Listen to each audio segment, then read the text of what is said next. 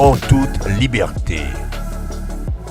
Mesdames, Messieurs, bonsoir. Merci de regarder Joliba TV News. Bienvenue dans votre émission En toute liberté.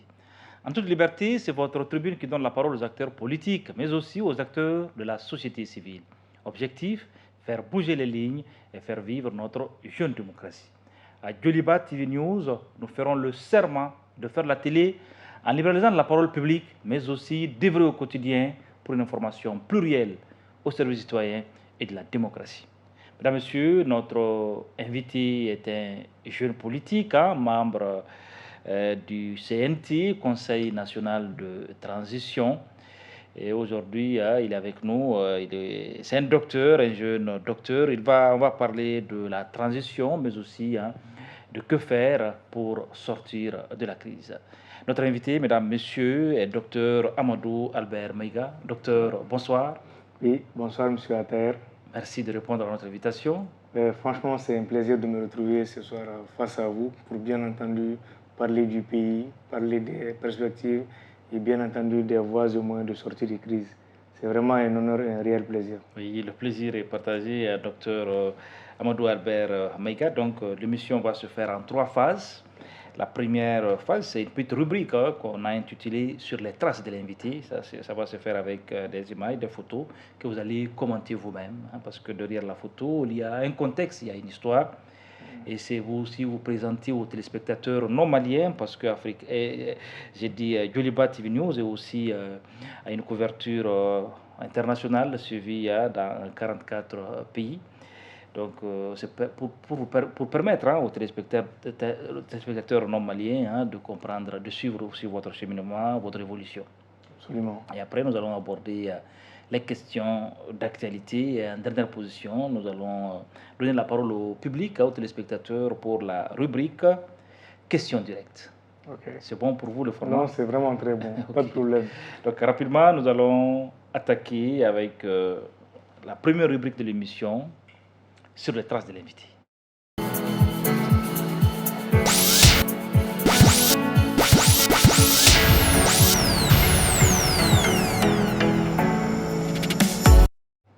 Oui, on va regarder une première image. Oui, souvenir, hein? Absolument. Oui. Ça, c'est une photo où je suis avec mon petit frère de lait qui me suit directement, Okay. Ayouba Meiga.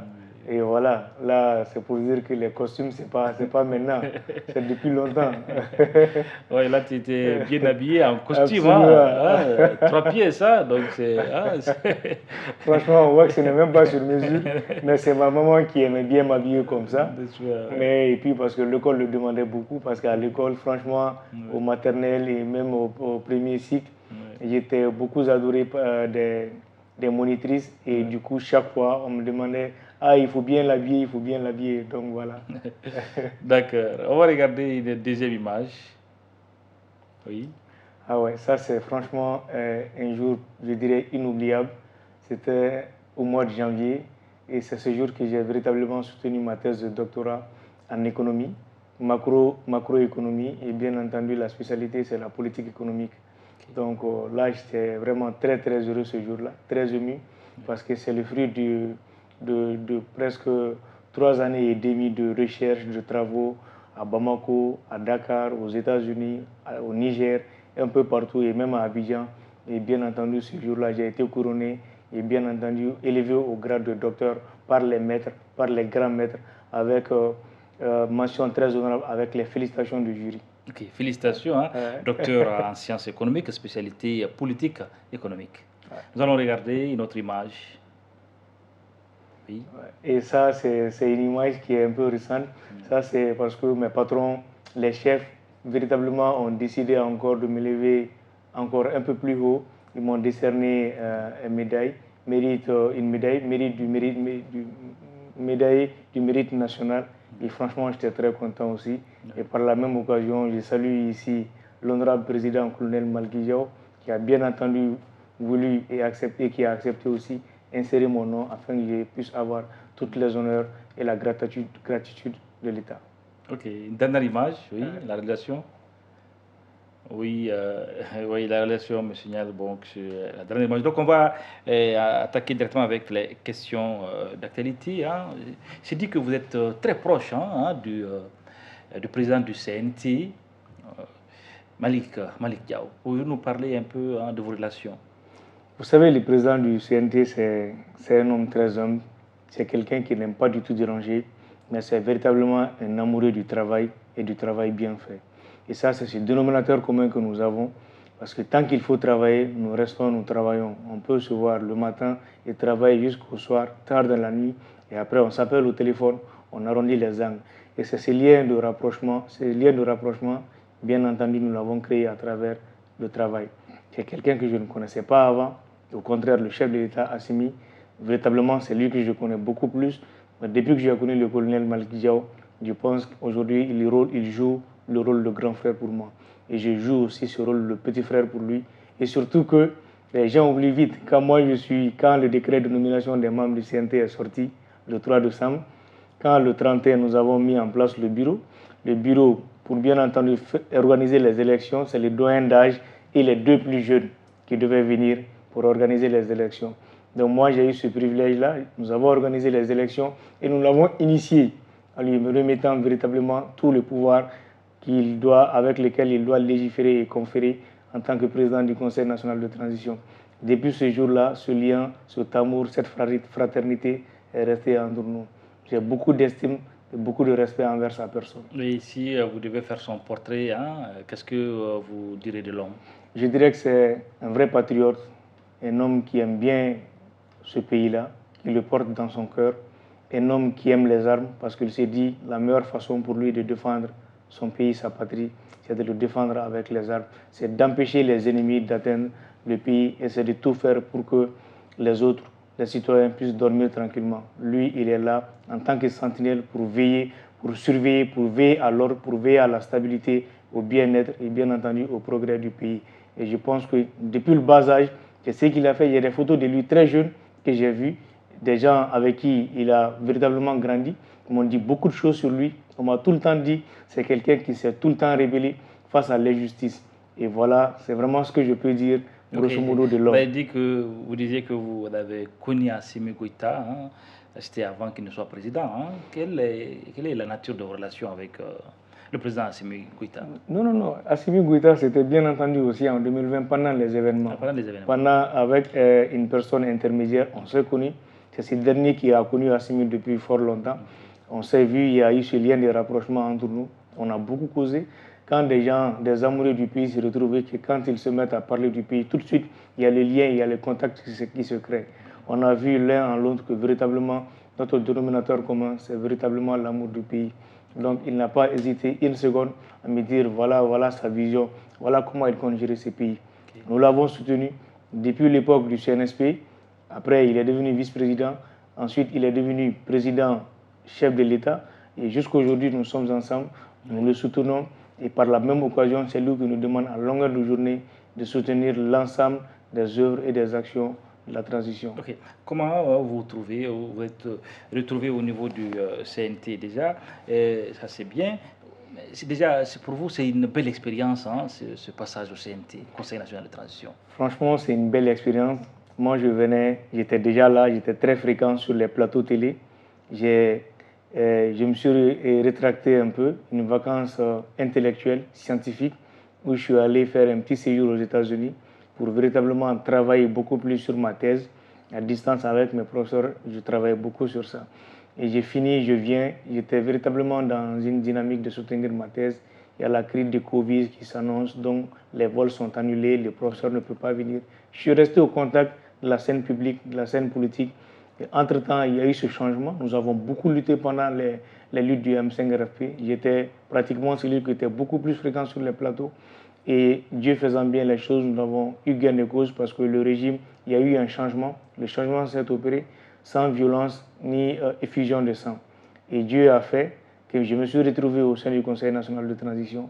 Franchement, c'est une belle expérience parce que, de par ma fonction de membre du bureau, le rôle de premier secrétaire parlementaire, je suis aussi membre de la commission des finances, de l'économie, du plan, de la promotion du secteur privé des industries et des mines. Et là-bas, je suis avec des anciens ministres, des gens qui ont gouverné ce pays, des anciens députés et franchement, des anciens conseillers de président, qui est M. Touré, qui est d'ailleurs le président de notre commission. On se partage beaucoup de choses. Quand je viens, je dis non, nous à l'université, voilà ce que nous avons appris. Et ils me disent, bon, nous dans la pratique, nous l'avons exercé ainsi. Donc nous essayons de faire le croisement entre la théorie et ce qu'ils ont fait. Et on essaie véritablement d'ajouter à cela l'innovation technologique parce que je leur dis que moi, il faut qu'on travaille avec l'innovation technologique parce que les prix Nobel économie 2018, Paul Romer, sa valeur ajoutée dans la science, c'était l'innovation technologique. J'amène toujours cette touche technique, il y a cette complémentarité. J'apprends beaucoup avec mes aînés et eux aussi, ils apprennent beaucoup. Vous vous êtes docteur à l'école. Est-ce que vous avez été un étudiant brillant, un élève brillant Je pense que, pas plus tard que le mardi passé, un de mes professeurs de lycée, Yaya Koulibaly, qui est d'ailleurs un confrère à vous, qui est journaliste, je pense qu'il a fait un pôle sur moi. Et quand je l'ai vu, j'avais déjà des larmes aux yeux. Il m'a véritablement fait beaucoup d'éloges en disant que j'étais un élève brillant, j'étais l'un des meilleurs élèves et un élève discipliné, mais aussi qui incarnait aussi beaucoup d'humilité. Et je pense que c'est avec qui j'ai véritablement évolué, savent réellement qui je suis. Je me suis toujours battu pour être parmi les plus brillants. Et je pense que je n'ai jamais démérité vis-à-vis de mes autres camarades en classe. Ok. Parlons maintenant, on a parlé tout dernièrement de coup d'État avorté au niveau du CNT. Est-ce que ça vous a préoccupé un peu? Parce qu'il y a même des noms qui ont un peu circulé. Il y a un membre du CNT, ou même deux membres du CNT. Qu'est-ce qui se passe au niveau du CNT? Est-ce que vous avez statué sur le sujet? Moi, je suis vraiment heureux que vous me posez cette question. En fait, la tentative de déstabilisation, ce n'est pas au niveau du CNT. Oui. Depuis presque 10 jours, les autorités avaient, en tout cas depuis presque 3 mois, déjà, ils avaient véritablement le doute qu'il y avait des gens qui allaient essayer vraiment de faire une tentative de déstabilisation. Ça a commencé par des messages vocaux où on voit des soi-disant marabouts, entre guillemets, prédire des choses en disant qu'ils ont rêvé des choses. Depuis là, le président du Conseil national de transition, les 5 colonels et véritablement leurs frères d'armes ont essayé véritablement d'avoir l'oreille attentive. Ils ont continué à pister, à guetter un peu, à voir véritablement de quoi il s'agit. Et c'est après qu'ils ont compris qu'il y a un membre du Conseil national de transition qui est venu au Conseil national de transition sur le quota des forces de défense et de sécurité. Donc c'est véritablement l'ex-CNSP qui a mandaté un de leurs frères d'armes à venir les représenter au sein du CNT. Ils ont compris que ces derniers étaient véritablement mêlés à une tentative de déstabilisation. Ils ont amorti la chose. Il a été pris la nuit du 7 au 8 et la chose était prévue pour la nuit du 10 au 11. Et dès que la tentative a été déjouée, après ils sont venus, ils ont annoncé l'information à la télé. Et surtout, c'est le président du CNT qui a véritablement contribué à cela.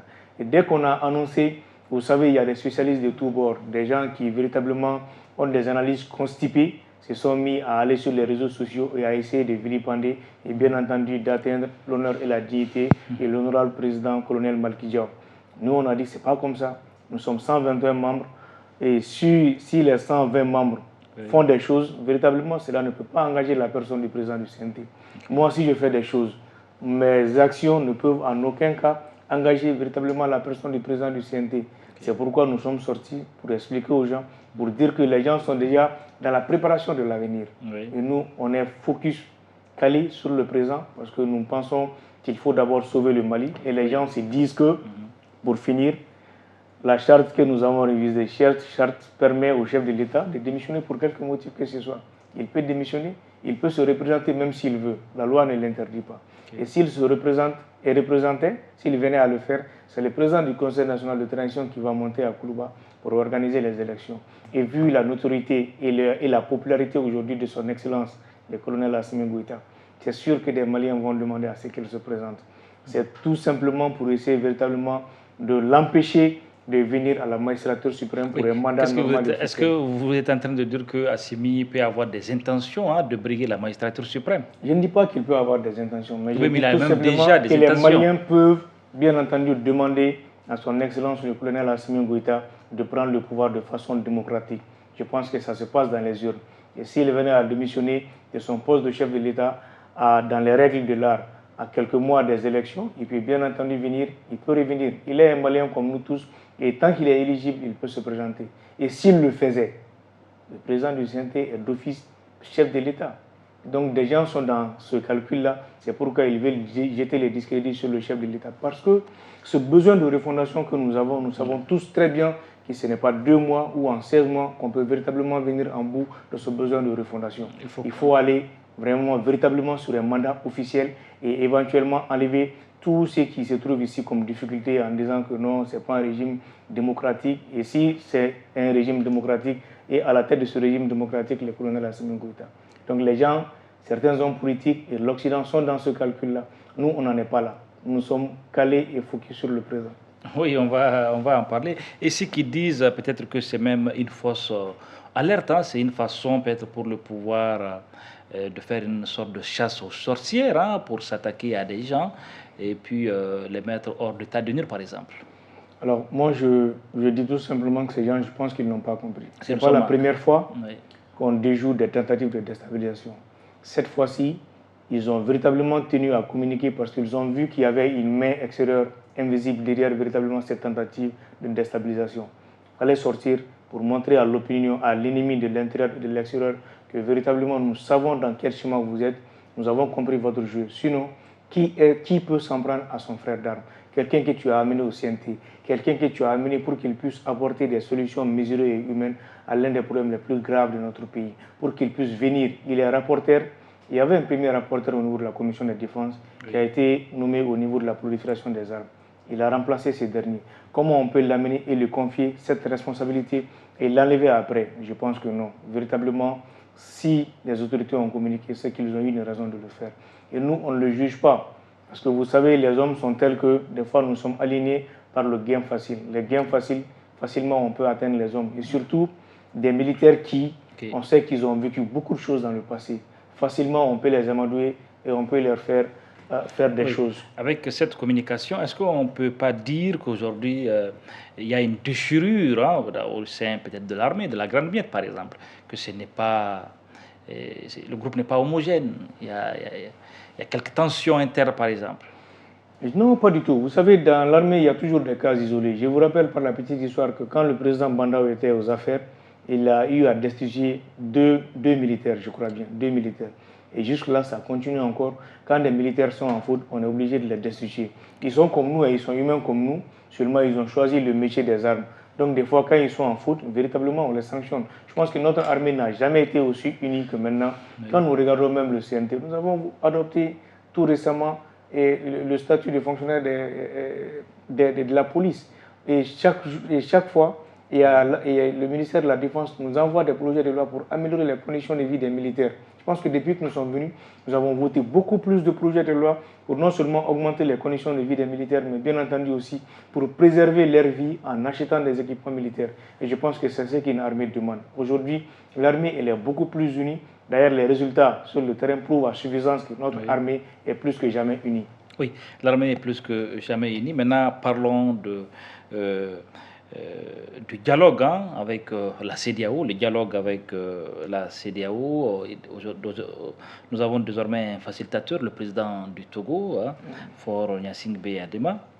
On parle de 16 à 18 mois pour la transition, d'aucuns même parlent de 12 mois. Au niveau du CNT, est-ce que vous avez une date, par exemple? Est-ce que vous avez des nouvelles par rapport au chronogramme? Oui, vous savez, c'est pour véritablement répondre à ce besoin, à cette soif véritablement d'information que nous avons appelé le Premier ministre. Donc nous lui avons annoncé le 4 avril lors de l'ouverture de la session ordinaire du CNT, que nous voulons l'écouter. Le 21 avril, il est passé. Et nous lui avons demandé, bon, écoute, les Maliens ont dit entre 6 mois et 5 ans. Les Maliens vous ont mandaté pour véritablement choisir, dans cet intervalle de temps, vraiment une date pour la transition. Qu'en est-il? Parce que le Premier ministre nous a dit qu'ils attendaient la CEDEAO. Bon, on a dit, franchement, vous ne pouvez pas nous dire que la CEDEAO est ça, il y a ça, et nous dire encore que vous attendez la CEDEAO. Ensuite, il nous a dit qu'à partir du 21, que la transition a déjà démarré sur 2 ans. Donc, pour l'instant, nous sommes véritablement, nous travaillons sur la base de 2 ans et nous nous disons que dans 2 ans, nous devrons organiser les élections. Jusqu'à ce que le gouvernement, en tout cas, nous apporte des éléments contraires pour nous dire que nous avons mandaté des émissaires, nous sommes en discussion et les discussions ont abouti à telle date. Et à partir de là, on peut reconsidérer en ce moment les dates l'intervalle de temps que le gouvernement a eu à nous donner. Parce que nous, c'est vrai qu'on contrôle l'action gouvernementale, mais c'est un régime transitoire. Et nous avons ce devoir moral aussi d'orienter et d'aider aussi le gouvernement.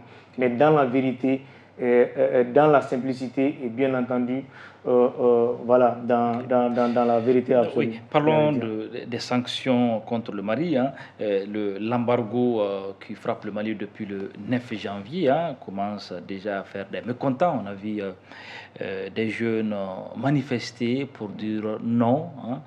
C'est le collectif Sauvons le Mali d'Okera. Est-ce que ce n'est pas un message pour dire que quelque part, il faut changer de cap? Vous savez, je vais vous raconter une histoire.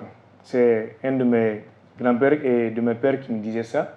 Il me dit, mais gars, vous savez, je vais te dire quelque chose. Il y avait un âne, 2 vieux et un jeune. Les 2 sont montés sur l'âne. Ils ont dépassé un premier village. Les gens ont dit, oh mon Dieu, ces 2 n'ont même pas pitié de ce âne. Ils sont descendus, le vieux est monté et le jeune a commencé à marcher. Ils ont dépassé un autre village, ils ont dit, oh mon Dieu, ce vieillard-là, il n'a même pas honte. Il laisse ce jeune homme traîner derrière lui. Ils sont arrivés à un autre village, les 2 sont descendus et puis ils ont traîné l'âne avec eux. Les gens ont dit, oh mais qu'ils sont bêtes ces gens-là. Comment est-ce que vous avez un âne, vous ne montez pas sur le dos de cet âne pour aller là où vous voulez? C'est pour dire que les gens ne seront jamais unanimes. Nous avons fait le choix de sortir le Mali de l'ornière. Nous avons fait le choix d'aller vers certaines réformes. Nous avons fait le choix de faire la rupture avec certaines puissances. Et ce choix, véritablement, n'est pas sans conséquences. Et ce sont ces conséquences que nous sommes en train de subir aujourd'hui. D'aucuns pensent qu'il faut rester en collaboration avec l'Occident. Nous, on a dit non, il faut arrêter, il faut aller sur la base d'une collaboration saine. Et à partir de là, le gain, les intérêts seront partagés vis-à-vis véritablement de l'intérêt de tout un chacun. Cela n'est pas sans conséquences et véritablement, aujourd'hui, nous sommes en train de payer les conséquences de nos choix. Et moi, je suis convaincu que ces choix, c'est vraiment ce qu'il faut pour le Mali. Ce sont ces choix qui vont véritablement amener ces pays à connaître le progrès, à connaître son développement. La Corée du Sud. La Corée du Sud était un État qui avait failli, qui avait connu beaucoup plus de problèmes que le Mali. Mais à un certain niveau, après la période de guerre, ils se sont assis, ils ont dit aujourd'hui nous avons un problème, le pays est tombé, qu'est-ce qu'il faut faire? Ils ont décidé dans un premier temps de mettre hors d'état de nuire tous ceux qui ont participé à la gestion du pays, qui ont volé, qui ont dilapidé les biens de l'État. Ils ont dit notre économie est à terre, qu'est-ce qu'il faut faire? Des gens se sont proposés d'aller voir des pays pour véritablement demander de l'argent et ils vont prêter maintenant à des gens, à des opérateurs économiques pour qu'ils relancent l'économie de leur pays. Mais ils ont mis comme condition, vous faites de l'importation et de l'exportation choisie. Vous n'importez que des produits de technologie et vous mettez en valeur ce que Dieu nous a donné comme ressources naturelles et ensuite vous les exportez. L'exportation nette plus la consommation, plus l'investissement, véritablement on peut augmenter le prix. Mais est-ce que le Mali peut se développer sans s'entendre avec le reste du monde, par exemple, sans contact peut-être avec ses voisins immédiats, avec le reste de la communauté internationale? Le Mali a juste un problème avec quelques pays. Le Mali n'a pas de problème avec le reste du monde, parce que quand vous dites le reste du monde, c'est un peu vaste. Aujourd'hui, à l'heure où je vous parle, nous avons 3 ministres qui sont en Russie, qui ont déjà obtenu un accord de principe pour que la Russie nous fournisse du blé. Il suffit de voir les mécanismes et les moyens d'acheminement de ce blé-là. Nous avons aujourd'hui des ministres qui sont allés en Russie pour essayer d'amener des hydrocarbures pour nos populations, parce que la Russie aujourd'hui a fourni à peu près 40% de volume de carburant dans notre communauté. Donc du coup, compte tenu de la guerre russo-ukrainienne, les gens ont boycotté les navires russes, les gens ont boycotté les produits russes et surtout que nos pays de transit qui sont Dakar et Abidjan et autres, Les sociétés de logistique qui sont là-bas sont des sociétés françaises qui ont boycotté les produits russes. Nous avons ce problème-là. Nous nous sommes tournés vers la Guinée, qui est aussi un frère, qui est un pays. Nous nous sommes tournés vers le Togo, qui vont nous aider à acheminer nos produits. Donc c'est pour vous dire que c'est vrai que nous avons des difficultés. On doit s'entendre avec tout le monde. On doit essayer d'être bon avec véritablement nos amis les plus proches, parce que l'histoire nous lie. Avant le Mali, il y a eu le Soudan. Avant le Soudan, il y a eu véritablement des empires où nous étions les mêmes. Je suis d'accord qu'il faut ça, mais il faut d'abord sauvegarder l'intérêt et véritablement le bien-être des Maliens. Ok. Oui, sauf que ce sont des Maliens aussi qui vous demandent de revoir un peu votre copie. Et quand je dis vous, je parle de l'ensemble des acteurs de la transition, peut-être pour proposer un chronogramme réaliste, par exemple. Est-ce que c'est compliqué de proposer un chronogramme réaliste? Franchement, ce n'est pas compliqué. Nous portons aussi la voix les voix de ces milliers de Maliens aussi, qui véritablement demandent aussi à ce qu'on sorte vite de cette situation. Nous avons exprimé leur voix au sein de l'Assemblée nationale le 21 avril devant le Premier ministre, devant l'ensemble des membres du gouvernement, pour demander au gouvernement de nous proposer un chronogramme. Et après ça, la situation a évolué parce que vous avez dit qu'aujourd'hui, Fort est en train d'être un facilitateur pour le pays. Et je suis sûr et certain que dans les jours à venir, nous allons sortir de cette situation pour dire que oui, des Maliens souffrent. Oui, notre économie souffre. Oui, des gens ont investi de l'argent et aujourd'hui, ils sont en train de payer le double ou le triple des frais vraiment au niveau de ces frontières-là. Nous nous excusons et nous présentons toute notre gratitude face à ces nombreux opérateurs économiques, leur dire aussi que véritablement l'État est en train de négocier, mais les négociations aussi doivent se faire dans la règle de l'art. Il ne faut pas de l'ingérence dans les négociations. Il faut qu'entre États, entre communautés, nous avons accepté librement d'adhérer à la CEDEAO. Il faudrait qu'on se comprenne sur ça et véritablement qu'ils comprennent l'aspiration profonde et ce besoin de changement du peuple malien. Oui, parlons de refondation. Pour vous, qu'est-ce qu'il faut refonder? Qu'est-ce qu'il faut refonder rapidement? Il faut refonder d'abord l'homme malien. Il faut refonder l'homme malien parce que quand on voit aujourd'hui sur les réseaux sociaux, on ne voit que des gens qui n'ont pas de bagage intellectuel, qui se mettent à vilipender des informations qui ne sont pas du tout correctes, qui ne sont pas vraies. Chacun est devenu spécialiste de n'importe quoi et on dit tout à la fois. Les Maliens s'entendent sur tout et rien à la fois. Il faut refonder l'homme malien. Il faut que l'homme malien sache véritablement que la valeur d'un homme, c'est son honneur, c'est sa dignité, que son éducation, c'est sa mentalité. Et qu'un homme, une fois qu'il sort dans la rue, représente toute une famille, toute une communauté. Et ensuite, il faut réformer les textes. Les textes que nous avons, il y a des textes qui sont aujourd'hui obsolètes. Il faut aller vers les réformes de ces textes-là. Et il faut aussi que nous allons aussi vers des pensées qui peuvent nous permettre d'amener des politiques de développement aussi. Parce que la réforme n'est pas seulement que de changer les textes, mais il faut aussi proposer des choses qui peuvent véritablement amener à réfléchir et à accroître notre économie. Je prends un exemple, notre politique économique de développement. Mais véritablement, il faut que les gens acceptent de s'asseoir et de définir un modèle de politique économique de développement. Est-ce que ce modèle de libéralisme que nous avons, est-ce que ce modèle est correct ou pas? Maintenant, si ce modèle est correct, des fois, il faut que l'État intervienne aussi sur le marché pour réguler les prix, mais pas une intervention forte de l'État. Mais les gens tirent les couvertures sur eux quand l'intervention de l'État les arrange. Maintenant, quand ça ne les arrange pas aussi, ils demandent à l'État de sortir. Il faut qu'on se mette d'accord sur ça. Voilà quand est-ce que l'État doit intervenir. Voilà quand est-ce que l'État ne doit pas intervenir. Voilà le libéralisme économique. Voici les règles du libéralisme économique. Et à partir de là, nous dégageons une vision claire et nette de notre modèle de développement. Et je pense que tant qu'on ne va pas s'asseoir et véritablement aller vers ça, on ne peut pas s'en sortir. Créer, et quand je parle de besoin de développement, besoin économique, dans ça, il y a le processus de création monétaire, mais ça passe par des préalables. On ne peut pas se lever du jour au lendemain et vouloir créer sa monnaie, ce n'est pas possible. Il y a des choses qu'il faut d'abord faire. Il faut créer des industries, il faut donner de l'emploi aux gens. Tout le monde sait qu'aujourd'hui, qu'au Mali, l'emploi est surtout créé par le secteur informel. Et le secteur informel crée des emplois précaires. La précarité nourrit la crise. On ne peut pas éternellement rester dans ça. Ok. Voilà. D'accord, maintenant parlons de la montée. On parle de montée en puissance de l'armée malienne. Beaucoup de Maliens disent que sur ce volet, il y a quand même des résultats.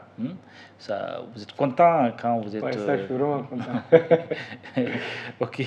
Oui, maintenant, qu'est-ce qu'il faut faire? Parce que le Mali a un partenaire avec lequel il traite la Russie sur ce volet sécuritaire. Est-ce qu'il n'y a pas un risque que le Mali devienne peut-être un terrain d'expérimentation, par exemple, pour ces grandes puissances? Je pense que nous avons sevré le Mali d'être un terrain d'entraînement et d'essai pour les puissances coloniales.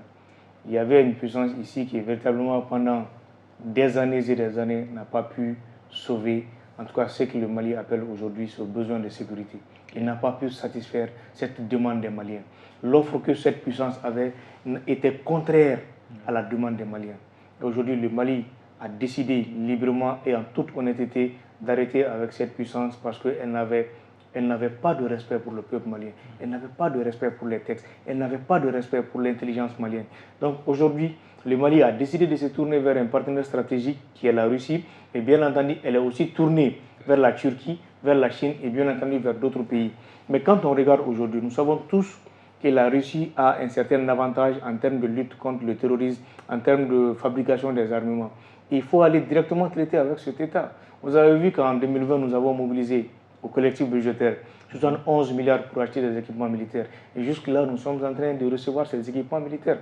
En 2021 aussi, la même chose. Nous sommes en train de les recevoir. Les Russes sont venus, ils ont changé les moteurs de certains avions. Ils ont réparé certains avions que nous avons trouvés ici. Oui. Un partenaire qui est capable de te faire ça, qui est capable de t'apprendre à pêcher, je pense qu'il faut aller vers ce partenaire-là. Pendant que l'autre est là, il te dit non, reste, moi je vais te pêcher les poissons et je t'amène les poissons. Je pense que ce n'est pas une manière d'aider quelqu'un. Quand tu veux aider quelqu'un, il faut l'apprendre à être indépendant. Je ne peux pas vouloir vous dire, prétendre dire que je vous aide et pendant que moi je fais tout pour vous. Okay. On n'est pas d'accord. Vous avez des journalistes ici qui vous formez, mais vous leur dites seulement voilà comment il faut faire et ils se débrouillent à le faire. Et quand ce n'est pas bien, vous venez, vous leur dites non, voilà comment ça se fait. Avec la Russie, c'est ça. Okay. Le Mali qui sort aussi du G5 Sahel, pourquoi? Parce qu'il n'y avait pas de respect. Le G5 d'ailleurs n'a jamais marché. Ils ont tout le temps exprimé un besoin financier. Ils ont demandé de l'argent. On ne leur a jamais donné de l'argent. La France était le porte-drapeau du G5 Sahel. On a vu avec l'Ukraine. Elle a accueilli des milliers de réfugiés ukrainiens. Elle a donné de l'argent à l'Ukraine. Elle a mobilisé de l'argent pour l'Ukraine. Et l'Afrique, ils n'ont jamais voulu nous aider. Mais pourtant, ils sont là, ils prétendent nous aider. On a demandé à ce qu'on ait une inscription au niveau des textes des Nations Unies pour avoir véritablement une ligne budgétaire là-bas, pour essayer d'appuyer maintenant ces 5 pays-là pour lutter efficacement contre le terrorisme avec des actions coordonnées. Ils n'ont jamais voulu le faire. Les États aussi doivent aussi donner de l'argent pour essayer de satisfaire cette demande. Oui. Or, économiquement, pour finir, quand tu augmentes les dépenses militaires, cela crée un effet d'éviction au niveau des dépenses de développement. Autrement dit, si tu donnes beaucoup plus d'argent, tu injectes beaucoup plus d'argent dans les dépenses militaires, tu vas diminuer de l'argent au niveau des dépenses de santé, d'éducation et autres. Ils le savent. Et ils nous disent qu'ils veulent nous aider pendant qu'ils sont en train de traîner avec nous. Le Mali a bien fait d'ailleurs de quitter. Je pense que les angles vont s'arrondir. Et mieux, le pire, c'est que le président tchadien qui est aussi venu, qui gère aussi un régime transitoire, a été président du G5 Sahel. On veut empêcher le colonel, son excellence Assimi Goïta, d'être le président du G5 Sahel. Premier aspect. Deuxième aspect, le Burkina connaît aujourd'hui un régime transitoire.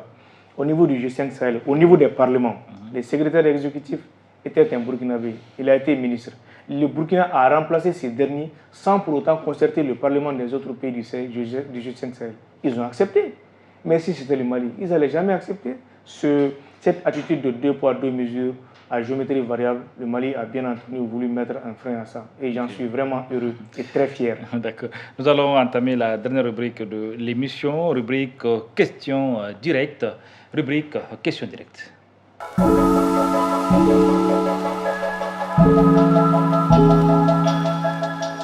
Bonsoir Djoliba TV News, moi c'est Marcel Bruce. Ma question est la suivante. Vous, en tant que jeune et cadre de ce pays, qu'est-ce que le Malien doit changer dans son comportement pour le Mali croix? Parce que ça aussi, c'est une porte de sortie des crises. Merci. Bonsoir Djoliba TV. Avec la crise internationale et les sanctions de la CEDEAO, ainsi que certains partenaires internationaux, est-ce que le Mali est capable de tenir encore longtemps? Si oui, jusqu'où? Sinon, que faire pour sortir de cette crise? Merci. Allez, bonsoir Djoliba Tchena Mousso. Moi, je m'appelle Binta Diallo. Je suis fonctionnaire d'État. Question mimini boloka poser Dr Maïga Kou. Oye jamana be bolo mi kambi.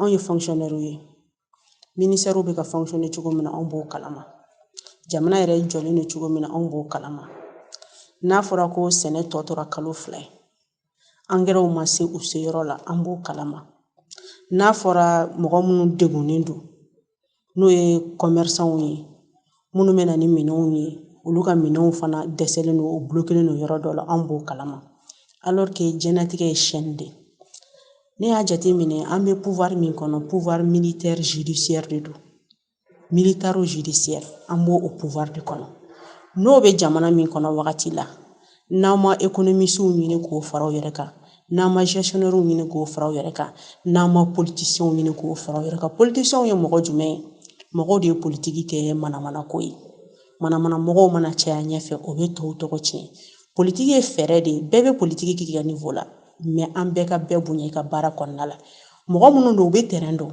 u ka relation ka bon ni dɔw bɛ degun na u bɛ se ka degun ɲɛnabɔ ka sɔrɔ a ma gɛlɛya alertes bɛ kɛ a nez clin d'œil mais an yɛrɛ t'a dɔn aw bɛ yɔrɔ min na bi question min bɛ ne bolo k'a poser ni ko bɛ jamana kɔnɔ alerte an bɛ se ka taa alerte in sara jɔnni na.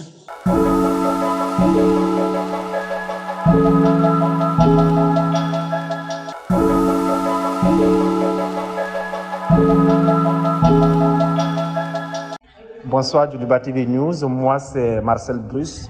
La question est la suivante. Vous, en tant que jeune et cadre de ce pays, qu'est-ce que le Malien doit changer dans son comportement pour le Mali croire? Parce que ça aussi, c'est une sortie, une porte de sortie des crises. Merci. Bonsoir Joliba TV. Avec la crise internationale et les sanctions de la CEDEAO ainsi que certains partenaires internationaux, est-ce que le Mali est capable de tenir encore longtemps? Si oui, jusqu'où? Sinon, que faire pour sortir de cette crise? Merci. Allez, bonsoir Joliba Tchena Mousso. Aniche Akabara Nakawulika Jola.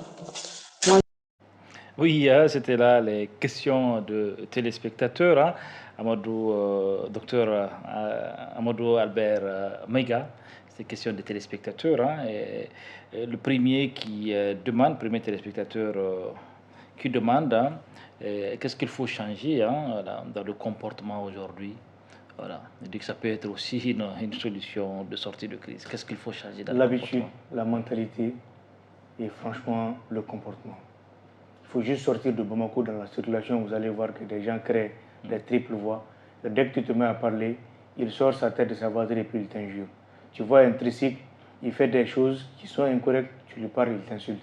Tu veux aller à la rive droite en montant le pont sur le côté des motocyclistes, tu verras des gens assis en train de vendre des bananes. Franchement, ce sont des choses qu'on doit arrêter. Ce sont des choses, la justice, l'autorité n'a même pas besoin de te dire qu'il faut arrêter ça. C'est des comportements que les gens doivent comprendre d'eux-mêmes. Et cela, c'est depuis la maison. Les chefs de famille ont démissionné, les mamans ont démissionné de l'éducation de leurs enfants, les écoles aussi ont changé de mentalité, les monitrices sont beaucoup plus concentrées sur ce qui se passe sur TikTok, Facebook, que sur véritablement comment inculquer à l'enfant une meilleure éducation. D'accord. Et la deuxième question, est-ce que avec cet isolement aujourd'hui du Mali, de la CEDEAO et puis des autres partenaires, l'interlocuteur ou la téléspectatrice demande est-ce que le Mali peut tenir encore longtemps dans cette situation? Question difficile à répondre pour moi, parce que le gouvernement a déjà un plan de riposte et franchement, je n'ai pas eu la chance de lire ce plan de riposte, mais nous savons qu'en ce qui concerne les circuits monétaires, c'est la Direction nationale du Trésor public qui peut véritablement dire à quel niveau sont les recettes et à quel niveau cette direction peut tenir, parce que surtout le plus dur, c'est de continuer à payer les gens. Tant qu'on paye les gens et que les gens consomment et qu'ils achètent sur le marché, véritablement l'économie, les circuits économiques peuvent continuer à tourner parce que c'est là la consommation et voilà plus l'investissement et autres. Donc, et plus les dépenses publiques. Les dépenses publiques, c'est quand aussi on peut véritablement donner des marchés publics à des gens pour que les gens puissent aller faire des choses. Mais véritablement, à quel temps on peut continuer à le faire? Cette question, elle est difficile à répondre pour moi. Oui. Seul le directeur du Trésor peut répondre à cette interrogation. La dernière question, c'était en langue bamanaka. Je pense qu'elle demande... la saison des pluies, l'engrais. Alors, ce que je vais lui dire, c'est que déjà, vous savez, au Mali, la culture, l'insécurité alimentaire et tout ça, c'est dû à la pluviométrie et l'insécurité. Mais mettons l'insécurité de côté. L'année passée, c'est les aléas de la nature et nous n'avons pas eu une bonne pluviométrie. Les milles, les sorgho sont véritablement des produits que nous produisons ici chez nous. Alors, quand cette production n'a pas donné assez de résultats, nous voyons que plus nous nous éloignons de la période de production, plus nous voyons que l'offre devient faible. Et quand l'offre devient faible, la demande augmente et les prix aussi augmentent en même temps. Mais pour pallier à ce problème, aujourd'hui, le CNT a ratifié un accord de prêt pour véritablement permettre à la sécurité alimentaire, à l'OPAM, d'acheter véritablement des denrées, des céréales, le mil, le sorgho, le riz et autres, pour véritablement combler ces déficits-là. Parce que quand c'est comme ça, l'État, la quantité de stock que l'État a au niveau de l'OPAM, l'État injecte maintenant les céréales sur le marché. Et les produits que l'État injecte sur le marché permettent maintenant de stabiliser le prix. Et malheureusement, nous, on est venu trouver, ça c'est la tradition, on est venu trouver que même la quantité de stock que nous devrions, le stock avait varié parce que certains avaient touché à la quantité de stock. Et pire, c'était pendant les périodes de soudure qu'ils essayaient d'acheter. Or, aujourd'hui, pendant la période de soudure, il faut injecter les denrées sur le marché. Un premier aspect. Deuxième aspect, il y a des produits de contre-saison. Mais ces produits de contre-saison aussi, on ne peut les avoir qu'au mois de juin. Et pour finir, hier en Conseil des ministres, le gouvernement a passé un contrat, un premier contrat d'achat de 200 000 tonnes de denrées alimentaires, de riz et autres, pour véritablement injecter ça sur le marché pour réguler les prix. Comme ça vaut des milliards, c'est en plusieurs lots. Le premier lot, ils l'ont passé hier, et dans cet achat, 20 000 tonnes seront véritablement de la production locale. Donc le gouvernement est en train de penser à cela. Moi, je ne suis pas ministre, je ne suis pas du gouvernement. Oui, mais parlant du gouvernement, gouvernement, c'est vrai que vous avez reçu le gouvernement en interpellation. Est-ce que des semaines après, vous avez l'impression que le gouvernement travaille? Parce qu'on se rappelle, vous avez été très critique contre le gouvernement, les actions peut-être du gouvernement, avec à sa tête le Premier ministre. Est-ce que après, les choses ont évolué? Oui, de certains côtés, parce que nous, on a dit au gouvernement de façon très sec qu'il n'a aucune vision sur la politique minière au Mali. Après, nous avons vu que quelques semaines après, pas ce Conseil des ministres, mais le Conseil des ministres d'avant, ils ont véritablement passé un contrat de marché entre une société pour auditer c'est-à-dire tous les permis miniers en République du Mali, les permis miniers et pétroliers, pour éventuellement voir qu'est-ce qu'il faut faire dans ce secteur. Voilà ce que nous on demande. Et aujourd'hui, nous voyons aussi avec la sécurité alimentaire, hier aussi, ils ont bougé le pas. Donc on sent qu'ils sont en train de bouger un peu. Et par rapport au délai aussi de la transition, ils sont allés voir Fort aussi est en train de jouer ce rôle de facilitateur là. Je pense qu'on peut positiver ce que le Conseil national de transition a eu à faire pour le gouvernement, quand bien même qu'on sait que, bon, entre guillemets, il y a des gens qui se sont pris véritablement et très violemment à certains membres du CNT, des gens qui n'avaient pas compris, mais je pense que l'exercice était purement démocratique et le gouvernement a compris, parce que nous, on ne va plus fléchir face à certaines attitudes de certains ministres du gouvernement. Ils sont là pour un travail, il faut qu'ils travaillent. Ils n'ont pas le droit à l'erreur, ils n'ont pas le droit d'aller se distraire dans des activités politiques ou des querelles politiques. Nous, on veut tout simplement que le gouvernement s'active et travaille convenablement sur les missions que le chef du gouvernement, sous les auspices de son excellence le colonel Assimi Goïta, leur a insigné. Point. Pas plus, pas moins. Ok. Est-ce que pour vous, l'avenir est rassurant, l'avenir de cette transition, est-ce qu'il est rassurant pour vous? L'avenir est véritablement rassurant. Oui. L'avenir est rassurant dans la mesure où c'est vrai qu'aujourd'hui, la situation elle est difficile, mais tout ce que nous sommes en train de faire aujourd'hui peuvent apporter leurs bienfaits dans quelques jours, certains dans quelques mois et d'autres dans quelques années. On peut s'attendre à véritablement quelque chose de potable parce que les indicateurs que nous avons aujourd'hui prouvent à suffisance que ça va. Et d'ailleurs, le gouvernement, quand il est venu, l'évaluation, pendant son premier trimestre, il nous avait envoyé une évaluation de son document. Et c'est sur la base de ça que nous, on avait pris les plateaux télé d'assaut, on a rassuré les Maliens en disant que tout va bien parce qu'on s'attendait à ce que la finalité, que beaucoup d'actions atteignent leur finalité au deuxième trimestre. Nous avons vu le contraire. Donc aujourd'hui que nous les avons rappelés... Vous n'avez pas été prudent dans votre démarche. Vous savez, quand c'est comme ça, un régime transitoire, quand vous avez un Premier ministre surtout qui est politique, il faut avoir des fois le courage de s'éclipser un peu et de lui laisser marcher, de lui laisser les terrains fertiles pour qu'il aille au bout de ses idées. Vous savez, quand vous avez un Premier ministre qui lui-même, des fois, parle, qui est lui-même porte-parole de son gouvernement, il faut lui laisser aller. Maintenant qu'on lui a laissé le temps de s'affirmer et de montrer toute sa capacité, nous avons compris maintenant qu'il faut l'aider. Et c'est cela que nous avons fait. Nous avons injecté... Vous l'avez aidé, vous êtes venu en renfort ou bien il fallait l'aider? Nous avons injecté une dose d'intelligence et véritablement de coup de pouce véritablement à ce gouvernement. Et c'est pourquoi aujourd'hui on voit que tous les ministres s'activent. Et aujourd'hui nous avons ratifié 7 projets de loi. Beaucoup de ministres sont en train de passer. Parce que c'est vrai qu'on se complète. Cette complémentarité, elle existe et moi, je ne vais pas, il ne faut pas se leurrer. Oui. C'est véritablement là, nous, on aide beaucoup les ministres. Mais aussi, il y a des temps de vérité aussi qu'il faut se dire. Et nous avons dit la vérité au gouvernement. Et franchement, nous voyons aujourd'hui que le gouvernement est en train de bouger. Mais il faut faire le bilan de ce gouvernement. Okay. Les ministres qui ont monté leurs limites, je pense qu'il faut aussi les remercier ou les renvoyer à aller faire autre chose et amener aussi du sang neuf pour que d'autres aussi apportent leur intelligence à ce gouvernement. Ok, au niveau du CNT, est-ce qu'il y a eu les réformes? Vous êtes en train de travailler sur les réformes majeures, par exemple, comme la loi électorale, le projet de révision constitutionnelle. Est-ce que vous y travaillez, l'accord aussi d'Alger? On a demandé à ce que l'Assemblée, le Parlement, le CNT soit une assemblée constituante pour véritablement travailler sur l'adoption ou la révision de la Constitution. Les discussions sont en cours. Mais en termes de réforme, aujourd'hui, nous avons adopté le Code des douanes, qui depuis 2001, le Mali n'a pas véritablement eu de code des douanes. On était même un peu en retard par rapport à l'Union économique et monétaire ouest-africaine ou par rapport à la CEDEAO. Oui. Aujourd'hui, nous avons normalisé cette situation et c'était extrêmement difficile. D'autres l'ont essayé, ils n'ont pas pu le faire et par la grâce de Dieu, Dieu nous a donné la force de le faire aujourd'hui. En termes de réforme institutionnelle, politico-institutionnelle, nous avons le projet de loi sur la loi électorale sur la table du Parlement. La commission des lois a commencé à écouter les gens et je vous assure que les Maliens, les hommes politiques, tout le monde est satisfait sur la démarche du CNT. Aujourd'hui, on est en train de nous applaudir parce qu'on se dit que nous sommes dans notre rôle. Nous n'avons jamais quitté notre rôle, seulement il y a un temps pour tout. Tant que le gouvernement ne nous envoie pas des projets de loi, on peut les bousculer, mais c'est extrêmement difficile. Donc cet examen est en cours. Nous avons noté les insuffisances et les inquiétudes des uns et des autres. Et très bientôt, le Parlement va véritablement se prononcer sur ça. Mais d'abord, nous allons écouter d'abord les ministres, le ministre porteur de ce projet et d'autres ministres qui sont concernés par l'adoption de ce projet de loi. Et ensuite, on va se prononcer. S'il faut amender, on va l'amender. S'il faut renvoyer pour correction, on va le faire.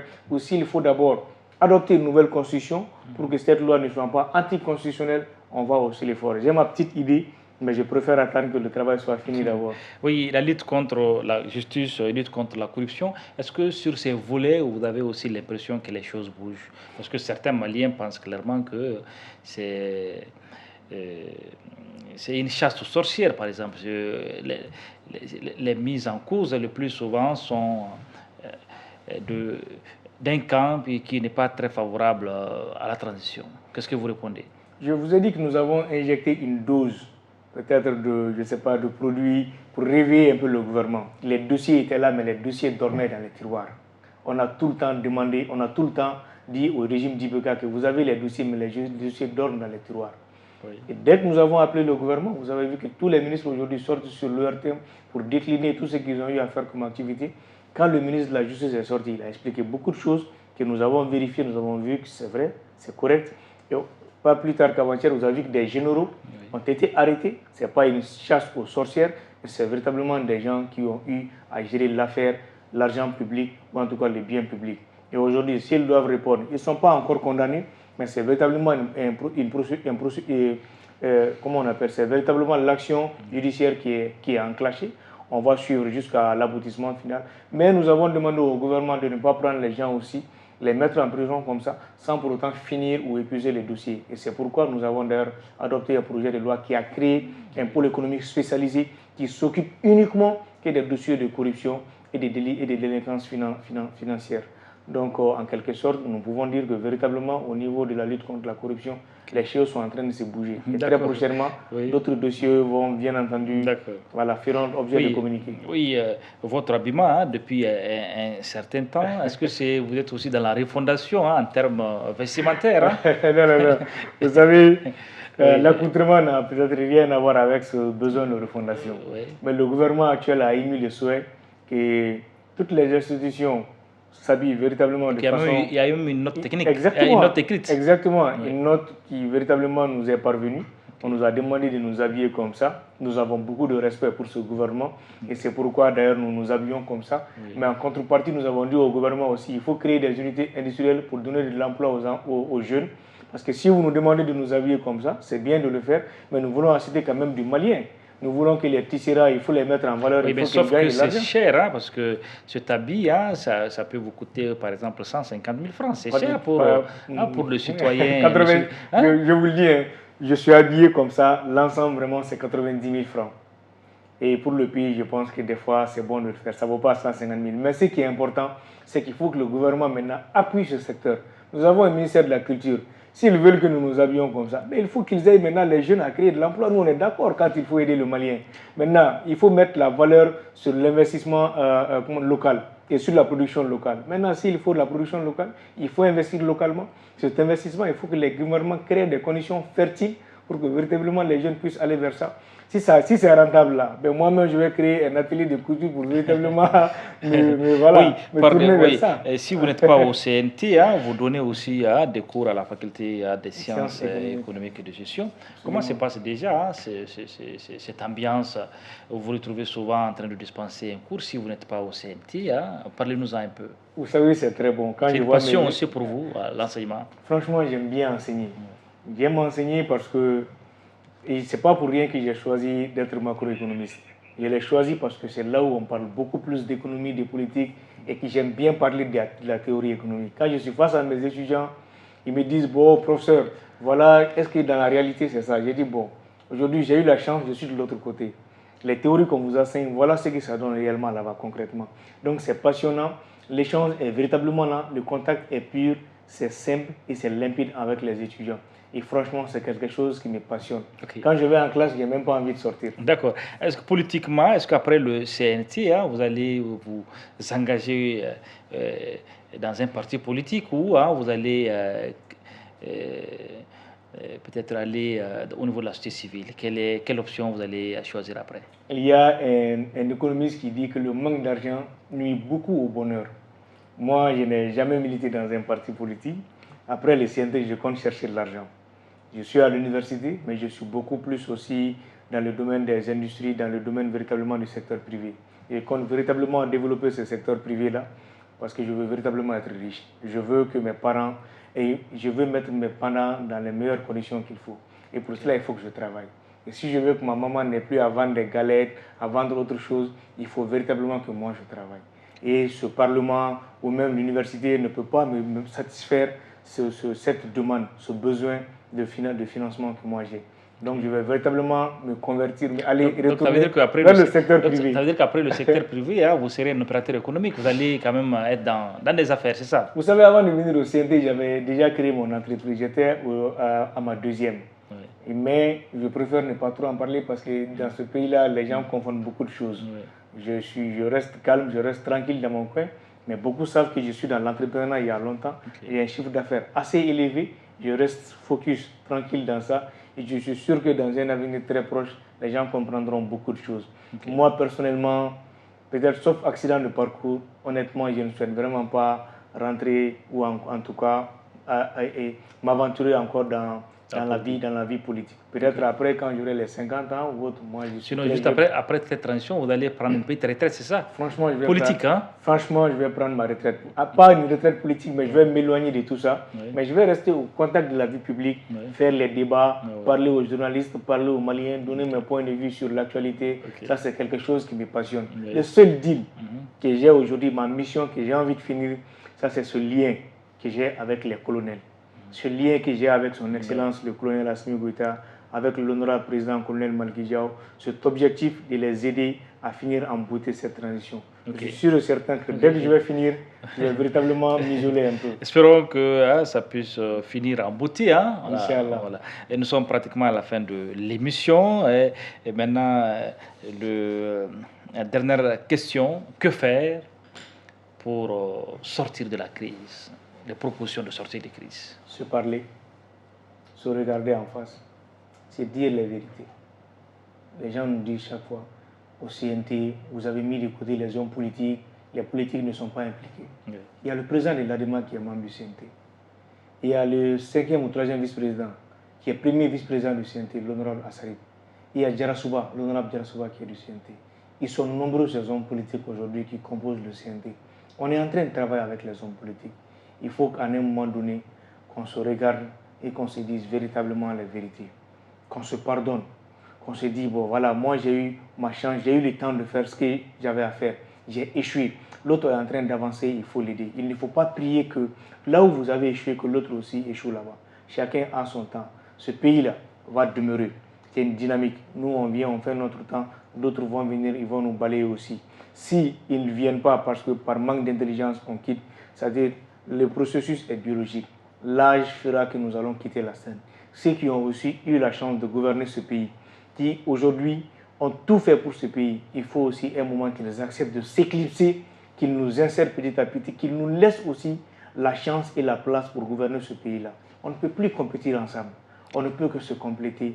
Nous, on ne peut que fédérer nos énergies. Nous, on ne peut que demander leur expérience pour fédérer leur expérience à notre énergie pour donner véritablement une solution pure afin d'aider notre pays. Oui, rapidement, en quelques secondes, en 30 secondes, votre dernier message pour les téléspectateurs. Le dernier message, franchement, c'est de dire aux téléspectateurs, excusez-moi, qu'il n'y a aucun problème entre les 5 colonels, que le colonel Maliki Diaw... Ils ne sont plus 5 colonels, le CNT est dissous depuis. Pourquoi vous continuez toujours à parler de 5 colonels? Non, parce que ce sont les 5 qui ont véritablement initié la lutte, qui ont parachevé la lutte héroïque. Okay. Les 5 étaient avec des frères d'armes, mais les 5 sont toujours cités. Il n'y a pas de problème entre les 5.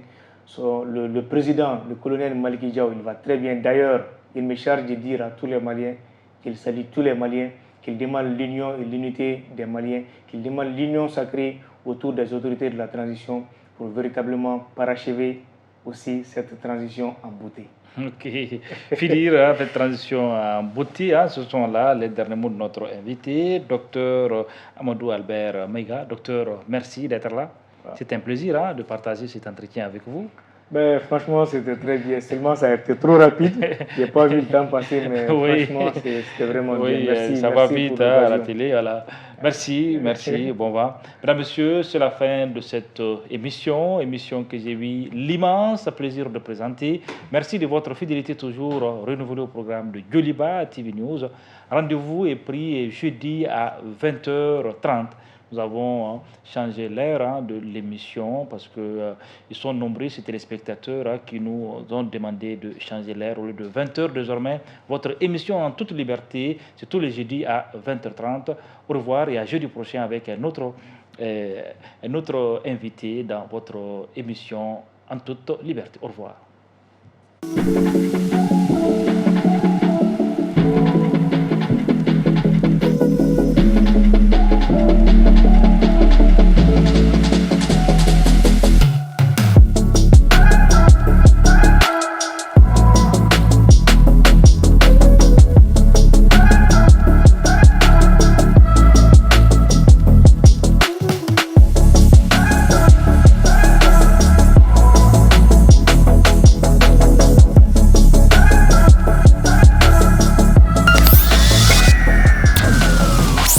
En toute liberté.